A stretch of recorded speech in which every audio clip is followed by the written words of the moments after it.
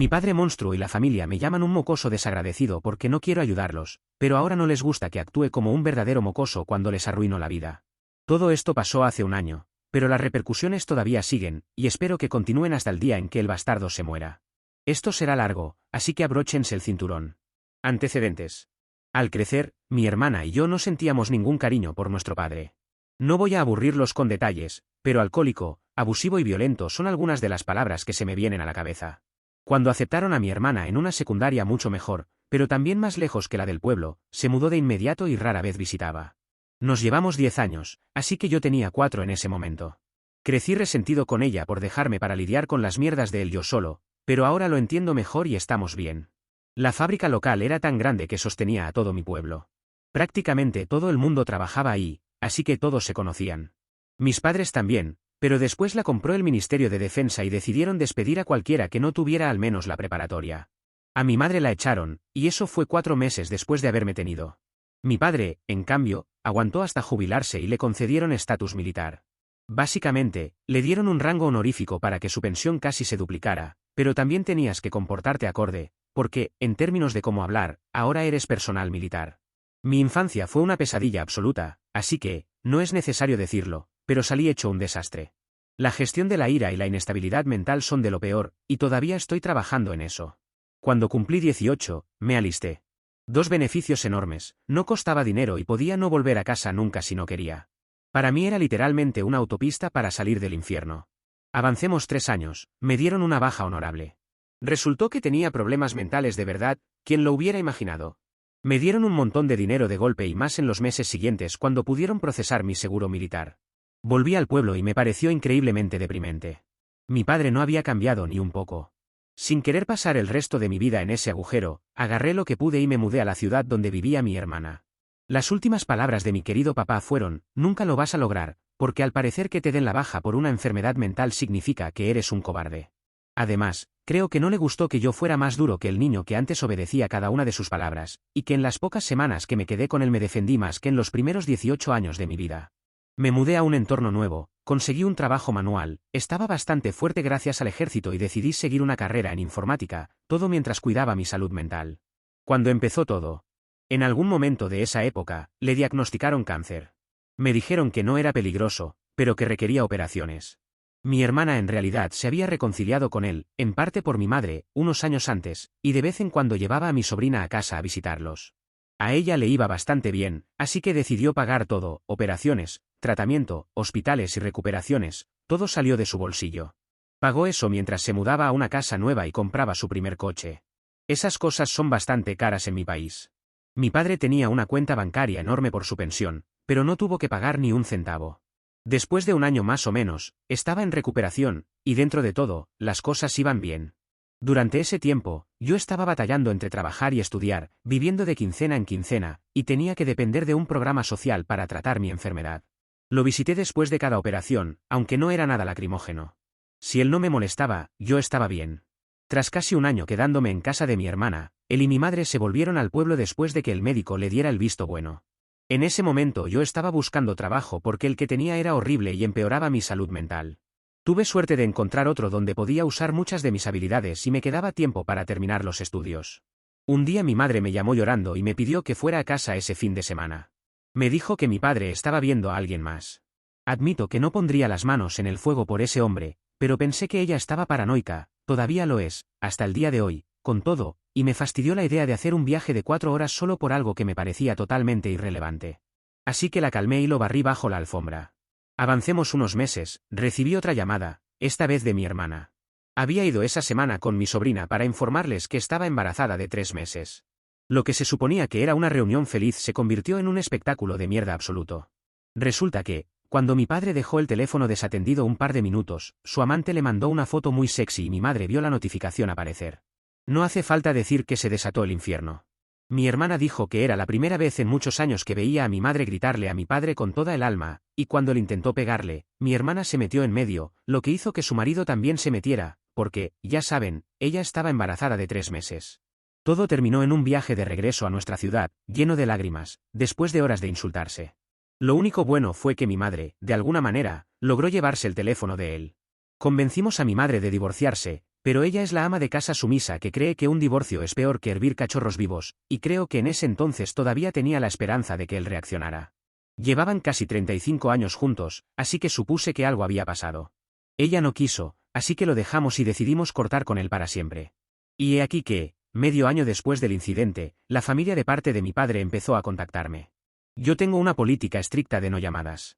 Las únicas personas que pueden llamarme fuera del horario laboral son mi madre, mi hermana, su esposo, 3 de mis mejores amigos, y solo recientemente, mi novio. Así que, para mi desconcierto, mi padre, su hermana, que es mi tía, y su madre me llamaron en un solo día. De repente actuaban súper amables y me convencieron de ir a verlos. Obviamente, era una trampa.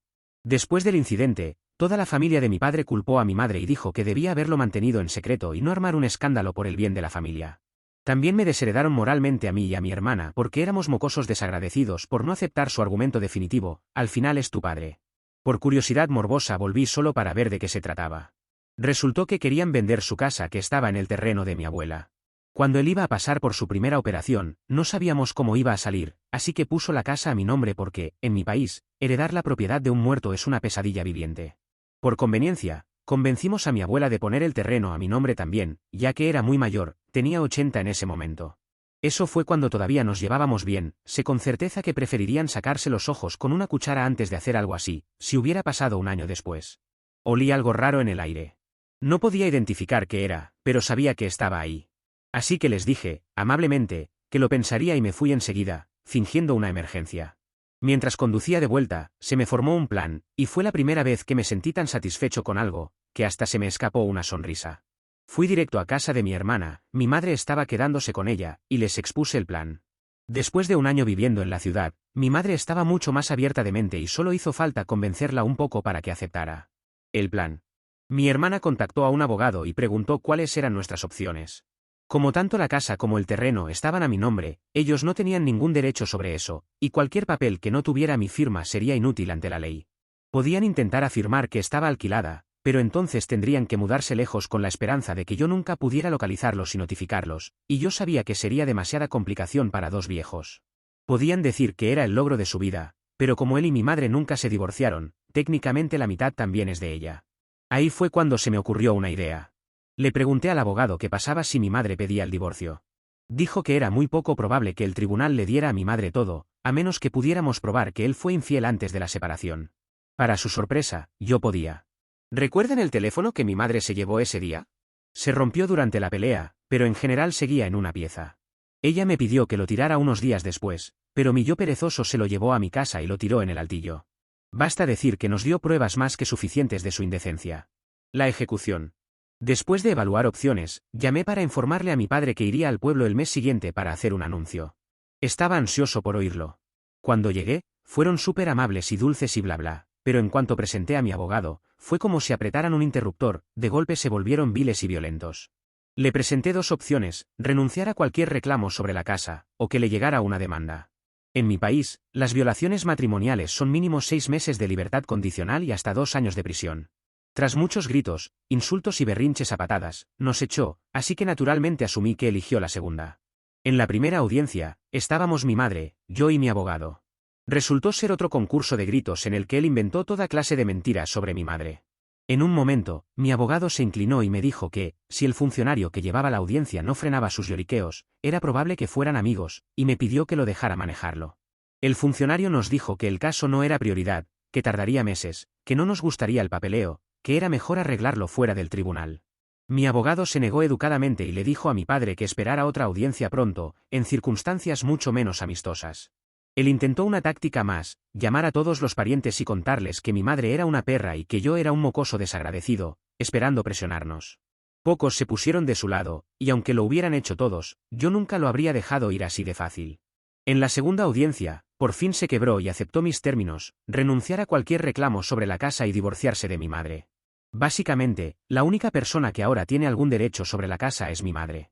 Aún así, acepté que él siguiera viviendo ahí por el resto de su vida, pero nadie más, o sea, su amante no, con la que prácticamente estaba viviendo. La venganza. Aquí empezó mi trabajo. Primero, mi hermana reunió todos los recibos de todos los gastos médicos que había pagado por su tratamiento. Faltaban algunos, pero pudimos armar una carpeta enorme. También casi me cago encima al ver lo caro que puede ser tratar un cáncer. No soy fan. Cuando tuvimos una suma aproximada, se la cobramos. Esto es muy poco ético en mi país porque se espera que los hijos cuiden de sus padres, pero eso lo tiramos por la ventana hace mucho. También sabíamos que no era un caso penal, así que fuimos por la vía de reclamos menores y luego mandamos a los alguaciles a cobrar, que en realidad era una señora. Iba con una actitud de me importa una mierda, y cuando él no cumplió, mandó a los matones, digo, a la policía, a empezar a embargar bienes. Así que adiós a los muebles de madera, un televisor inteligente de 27 pulgadas, un refrigerador y un sillón reclinable de masajes. Todo eso también lo había comprado mi hermana. Tuvo que pagar de su bolsillo porque esa señora insistía en que siguieran incautando todo lo que él hubiera comprado hasta ver el dinero. Aunque el monto final se redujo a la mitad, mi madre, ante los ojos de la ley, compartía la mitad por alguna razón, igual le costó el 70% de sus ahorros. Obviamente, esto no era por el dinero, solo éramos rencorosos. Le dijimos a la empresa de mudanzas que hiciera lo que quisiera con los muebles. Viéndolo ahora, debí quedarme el reclinable porque me duele la espalda como la mierda aunque todavía estoy en mis veintitantos. Cuando eso terminó, contacté a la fábrica local para presentar un reporte. ¿Recuerdan la dulce pensión que le dieron con la condición de que se comportara acorde? Claramente, alguien se portó mal. Lo dejaron pasar, aunque era un pueblo chico y todos sabían todo, porque nadie había presentado un reporte. Pero ya no era el caso. Les entregué una carpeta muy detallada con fotos de su teléfono. Decir que eran sexuales sería quedarse corto. De inmediato programaron una audiencia y le quitaron el rango, bajándole la pensión a poco más de la mitad de lo que era. Lo sé porque los viejos chismean como si su vida dependiera de ello, y mi madre no es la excepción. Ella estaba feliz, fue de lo único que habló durante un mes. Yo estaba a punto de terminar, pero una semana después mi hermana llamó para decirme que mi tía fue a su puerta a regañarla a ella y a sus hijos. Mi hermana estaba trabajando desde casa, mi madre también vivía ahí, pero había salido por alguna razón. Mi hermana solo llamó a seguridad para que la echaran y me advirtió que la próxima podía ir por mí. Yo ya veía sangre, no por una Karen de medio pelo que como mucho me causaría molestias, sino porque estaba gritándole a mi sobrina y a mi sobrino. Como soy un hombre gay, sé perfectamente que el linaje se termina conmigo, así que pongo todo mi amor en esos peques, al punto de que, si yo hubiera estado ahí, le habría arrancado la cabeza a mordidas. Así que investigué un poco y descubrí que mi tía estaba hasta el cuello de deudas. Esperaba chuparle dinero a mi padre, si no era del dinero de vender la casa, entonces de su gran cuenta bancaria. Como ninguna de esas dos cosas ya estaba disponible, estaba furiosa y pensó que podía descargarse con mi hermana. ¿Quieres saber lo que puede hacer un hombre con determinación y odio rabioso? Nunca tuve presencia en redes, principalmente porque hasta mi cumpleaños 18 era demasiado pobre para tener teléfono, y luego el ejército me enseñó que no hacía falta. Pero para esta ocasión especial hice una excepción. Me creé una cuenta de Facebook y la agregué. Ni siquiera tuve que fingir ser alguien, porque al parecer los viejos aceptan solicitudes de cualquiera. Ella tenía esa vibra de presumir dinero, vacaciones y cosas, como si fuera rica. Por mi madre y su confiable círculo de chismes, yo sabía que ella siempre le decía a quién le debía dinero que estaba pasándola mal. Así que supuse que debía tenerlos bloqueados. La siguiente parte fue fácil, solo tuve que enviar todas sus selfies a todos a quienes les debía. No tuve que revelar quién era porque literalmente era una cuenta desechable, así que fue una larguísima cadena de mensajes mostrando a mi tía gastando a lo grande. Durante el mes siguiente, la amenazaron, no con acciones legales como hice yo, sino con cosas mucho más siniestras. Le tiraban regalitos, entre comillas, en la puerta, como pintura, salsa de pescado, y a veces, mierda literal. Mi madre me lo contó, claro. Ella ya se había dado cuenta de lo que iba a hacer cuando le pedí que me consiguiera una lista de todos a quienes les debía. La venganza pro. Por más que quiera atribuirme el mérito, la idea no fue mía. Perdonen, pero una vez más tengo que dar un poco de contexto. La familia de parte de mi padre es muy tradicional, hay una persona que actúa como cabeza de la familia y decide cosas importantes. Eso sucedía mucho antes de la guerra, así que obviamente ya no hacen esas cosas como tal. Pero el jefe de familia todavía tiene cierta voz, y hay una ceremonia anual donde nos reunimos para rendir tributo a nuestros ancestros. Durante la ceremonia, el jefe da un discurso y luego hace anuncios, quién murió, quién se casó, quién tuvo hijos, etcétera, etcétera. Después hay una fiesta donde básicamente nos ponemos hasta el culo de borrachos. Mi bisabuelo era el jefe. Tuvo 3 hijos y 2 murieron en la guerra, así que mi abuelo tomó el puesto, luego mi padre y eventualmente yo. Ese lado de la familia vive en otro pueblo como a 3 horas del nuestro, principalmente porque mi abuelo no esperaba ser el jefe, así que se mudó buscando oportunidades. A mí estas reuniones me parecían redundantes e innecesarias, pero ese año sí las esperaba con ganas. Mi padre intentó ocultar la fecha exacta, no era fija, pero generalmente en algún momento entre junio, pero subestimó seriamente a mi madre. Ella no tiene un círculo de chismes, tiene un número infinito de ellos. Así que mi madre, yo y la familia de mi hermana nos fuimos para allá. El viaje fue de 14 horas en total, pero el resultado lo valió. Lo cronometramos para llegar 2 días antes que mi padre, otra vez gracias a sus círculos de chismes. Ese lado de la familia nunca había escuchado la historia completa, solo la versión que mi padre les contó, que él y mi madre se separaron de buena fe. Le doy cierto crédito a mi padre por no hablar mal de mi mamá.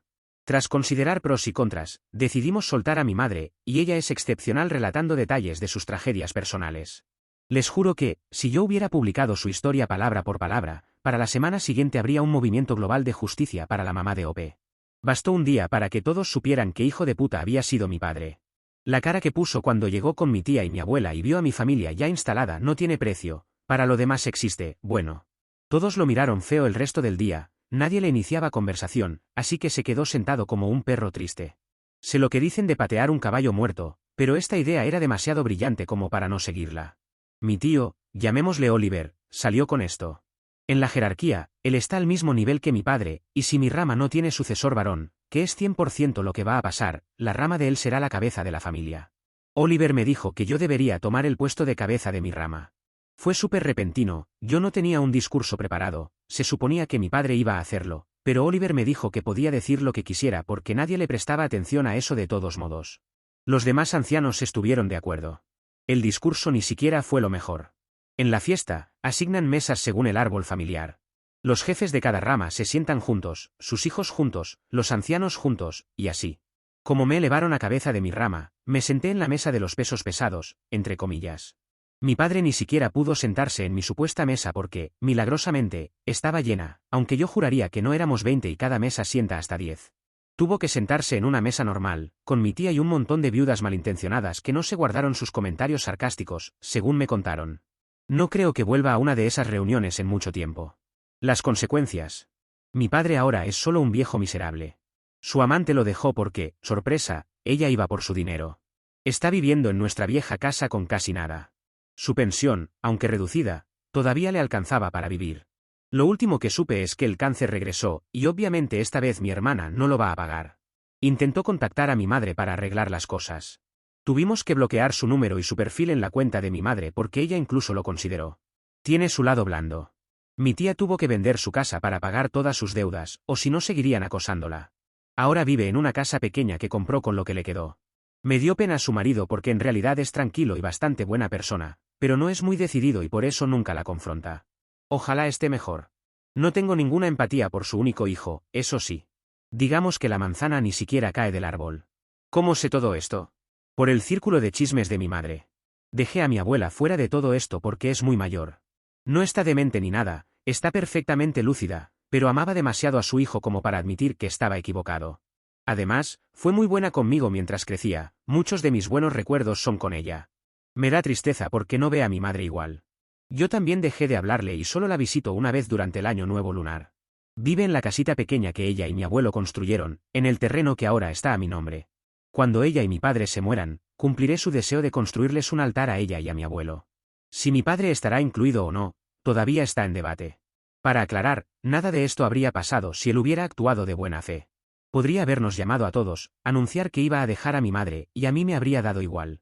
En cambio, intentó gritar y golpear para salirse con la suya, así que actué en respuesta. Además, borré esa cuenta de Facebook. Estoy loco, pero no tan loco. Edición. Gracias, amables desconocidos, por el premio. Y sobre la demanda en el Tribunal de Reclamos Menores, como mencioné, ese tipo de reclamos es muy poco ético en mi país, así que la ley también es bastante resbaladiza. Solo tienes que probar que alguien te debe dinero por algo, no tiene que ser una suma enorme. Yo lo hice sonar fácil, pero en realidad pasamos por 3 audiencias distintas, el juez nos aconsejó arreglarlo fuera de la corte las 2 primeras veces porque mi padre no se presentó. Todo tardó casi un año antes de que nos dieran la razón. Mi hermana dio a luz a mi sobrino por esas fechas. En resumen, encontramos un agujero legal y lo aprovechamos. Y sí, soy vietnamita.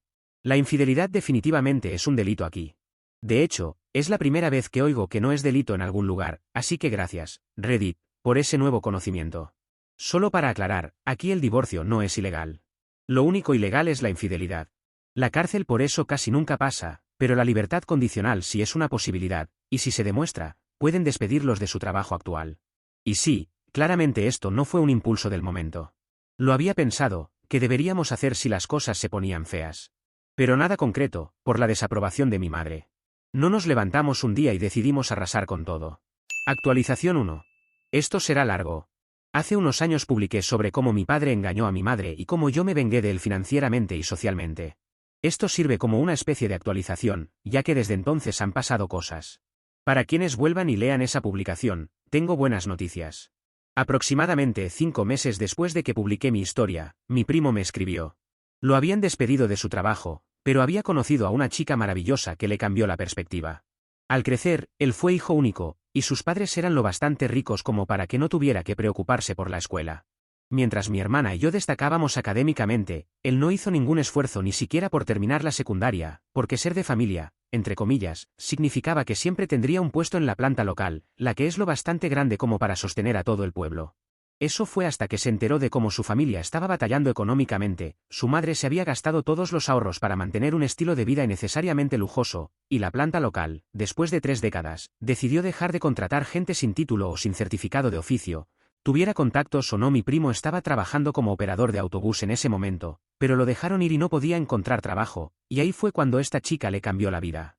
Ella le señaló lo inútil que era, habiendo sido el niño dorado que no tenía que hacer nada mientras crecía, y él la escuchó. Se acercó intentando arreglar las cosas, y mi hermana y yo lo aceptamos. Volvió a estudiar en una universidad comunitaria, se sacó un título y empezó a trabajar en la planta el agosto pasado. Una relación salvada. En su boda, mi tía también quiso arreglar las cosas. Se había peleado con mi padre y quizás su hijo le metió algo de sentido, así que se acercó y quiso hablar. Nosotros fuimos mucho más reservados con esto porque ya conocíamos bien sus numeritos, pero fue bastante genuina y comprensiva cuando le dijimos que no podíamos dejarla volver a nuestra gracia tan fácilmente como a su hijo. Estuvimos un tiempo con contacto limitado, ella ha hecho esfuerzos por ser amable con mi sobrina y mi sobrino, y no mostró señales de mala intención. La seguimos teniendo con correa corta, pero quiero creer que la gente puede cambiar, y hasta ahora no me ha dado razones para pensar lo contrario. La tercera cosa es mi abuela, cumple 85 este abril. Entre los nietos, yo soy el más cercano a ella, así que me dolió tener que pasar a contacto limitado desde nuestra última interacción. Ella también se peleó con mi padre porque él intentó que firmara para cederle su herencia, quizá una historia para otra ocasión, pero ella no quiso saber nada, así que discutieron y al final él desapareció. No se vieron durante un año, hasta que apareció en la boda de mi primo. En esa boda, mi padre se esforzó por evitarme a mí y a mi hermana, pero se acercó a mi cuñado para presumir que había comprado una casa donde él y su amante estaban viviendo. Al principio no le dimos importancia porque su pensión es grande, para quienes leyeron mi publicación anterior, aunque bajó considerablemente, sigue siendo casi el doble de la de mi tía, así que perfectamente podía permitirse algo así. Pero luego, cuando ya estábamos hablando de nuevo, mi tía soltó que tuvo que pedir un préstamo para pagar esa casa, pero su nombre no está en la escritura, está a nombre del hijo mayor del amante. En ese punto nos dimos cuenta de que lo estaban estafando, pero bueno, no es nuestro problema. Por una serie de incidentes en mi trabajo, me ofrecieron un puesto mucho más seguro y mejor pagado. Admito que es una oportunidad que no pensé tener por al menos otros 3 años, pero quizá uno solo puede tener tantas tragedias. Con el aumento de sueldo, el dinero de mi madre del divorcio y la ayuda de mi hermana, pude dar el pago inicial de una casa para mi madre y para mí, aunque el mercado inmobiliario en mi ciudad estaba más loco que nunca. Aunque ahora estoy endeudado hasta los ojos, estoy orgulloso de tener una casa a mi nombre. Mi padre no aportó nada, y sinceramente, no quería nada ni aunque lo hubiera ofrecido. Hacia finales de noviembre del año pasado, un amigo de la infancia, con quien mi primo y yo éramos muy cercanos, murió en un accidente de coche. Fue repentino, mi primo me llamó a las 2 de la mañana, y antes de darme cuenta, ya estaba en el pueblo para su funeral. No hace falta decir que yo estaba en un lugar mental muy malo en los días previos y posteriores al funeral, así que decidí volver a casa hasta después del año nuevo lunar, faltan 2 semanas, para cuidar de mi abuela, pero también con la esperanza de que un cambio de aire me hiciera bien. Mi madre se quedó para cuidar a los niños, la casa de mi hermana está literalmente a corta distancia caminando de la mía, así que estará bien. 7 días después del funeral, mi padre apareció en mi puerta. Yo todavía estaba de duelo, así que no tenía ganas de juegos. Corté cualquier intento de charla cordial y solo lo miré mientras él balbuceaba sobre viajar o alguna mierda. Luego me dijo que la segunda hija de su amante, una chica, iba a ir a la universidad en mi ciudad el próximo verano, y sugirió que nos viéramos y que fuéramos amigos. Me reí y le dije que se fuera a la mierda. Ahí fue cuando sacó el tema de la casa. Resulta que la preciosa hijastra no quiere vivir en una residencia universitaria ni compartir un departamento con amigos u otros inquilinos, quiere una casa entera para ella sola. En medio de la peor economía inmobiliaria en la historia de nuestro país. Obviamente, habiendo pedido un préstamo para la casa que compró para el hijastro, él jamás podría comprar una casa en la capital, donde los precios suben por horas. En un intento de complacer a su amante, vino a mí, a pedirme dinero. Te lo juro. Este hombre literalmente dejó a mi hermana en una ciudad extranjera y le dijo que se las arreglara cuando fue a la universidad la primera vez, y ahora quería doblarse en dos por una niña que ni siquiera es suya, mientras le pedía dinero a su hijo, de quien dijo en voz alta que preferiría verlo muerto. De verdad no entiendo los engranajes de su cabeza. Lo que él no sabía es que eligió en el peor momento posible. Yo todavía estaba llorando a mi amigo. Lo destruí, le grité todo, con cosas que ni sé de dónde me salieron. Yo estaba mentalmente desconectado mientras mi boca trabajaba sola, y hacia el final se me quebró un poco la voz. Él intentó discutir, pero cuando aparecieron mi tía y mi primo, viven cerca, salió corriendo. Eso fue el mes pasado y no he sabido nada de él desde entonces. Ni me importa. El trabajo está pesado y tengo que preparar el año nuevo lunar. Admito que ese encuentro no me hizo ningún bien. Duele, la verdad, que tu padre priorice a una niña que ni siquiera es suya por encima de su hijo y su hija. He pasado noches sin dormir, intentando encontrar una buena razón, tal vez algo que hicimos, o algo en su vida que era tan insatisfactorio que tuvo que buscarlo fuera y no dentro de su propia familia. He aceptado que, aunque siempre digo que ya lo superé, muy en el fondo todavía espero una reconciliación, espero que algún día entre en razón e intente enmendarse. Es poco probable, pero espero ese día. No voy a bajar la guardia ni un segundo, si acaso, estoy más vengativo que nunca, pero tengo esperanza. Edición 1. Creo que se malinterpretó la última parte por tratar de hacerlo corto y no escribir de más. Me refería a que en el fondo me hubiera gustado tener un padre normal. Y así como mi tía o mi primo hicieron el trabajo de cambiar en mayor o menor medida, alguna parte de mí espera que mi padre lo haga. Lo dudo, porque debería hacer mucho trabajo y no está en él. Nunca he pensado en perdonarlo sin más, mi alma aún busca cualquier tipo de venganza de ser posible. Edición 2. No tengo nada más que actualizar de mi padre. No hemos estado en contacto por mucho tiempo y supongo que es lo mejor para todos.